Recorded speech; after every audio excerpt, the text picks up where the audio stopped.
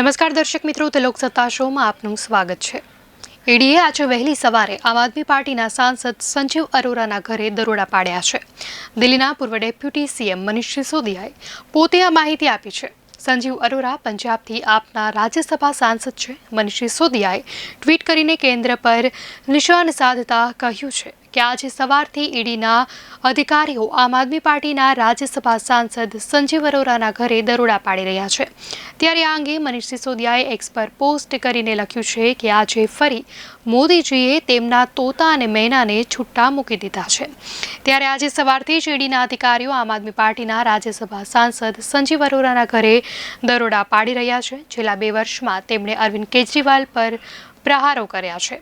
મારા ઘરે દરોડા પાડ્યા છે, સંજય સિંહના ઘરે દરોડા પાડ્યા છે, સત્યેન્દ્ર જૈનના ઘરે દરોડા પાડ્યા છે। ક્યાંકથી કશું ન મળ્યું, પરંતુ તેમ છતાં પૂરી શિદ્દતથી મોદીજીની એજન્સીઓ એક બાદ એક ખોટા કેસ બનાવવામાં વ્યસ્ત છે। આમ આદમી પાર્ટીને તોડવા માટે તેઓ કોઈ પણ હદ સુધી જશે, પરંતુ ગમે તેટલા પ્રયાસ કરી લો, આમ આદમી પાર્ટી અટકશે નહીં, ના વેચાશે, ના ડરશે।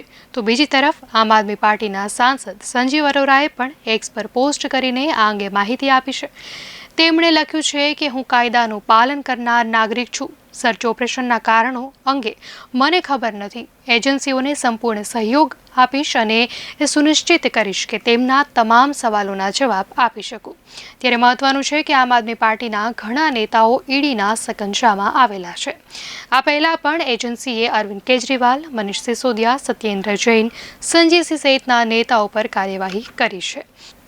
ત્યારે સત્યેન્દ્ર જૈનને છોડીને તમામ નેતાઓ હાલમાં જામીન પર બહાર છે। દારૂ કૌભાંડ મામલે ઈડીની સાથે સાથે સીબીઆઈ પણ કાર્યવાહી કરી છે।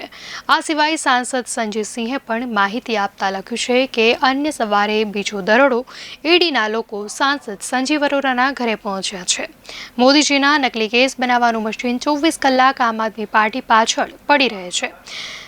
એસસીએ પણ તેમને ઘણા ફટકાર્યા, ખોટા કેસ બનાવવાનું બંધ કરો, પરંતુ હજુ પણ ઈડી નથી સમજતી કે તેઓ માત્ર તેમના આકાઓની વાત માને છે, પરંતુ બનાવટી કેસ અને દરોડાની રણનીતિ સાથે કટ્ટર પ્રમાણિક પક્ષને મોદીજીનો અહંકાર, મોદીજીની હિંમતને તોડી શકશે નહીં।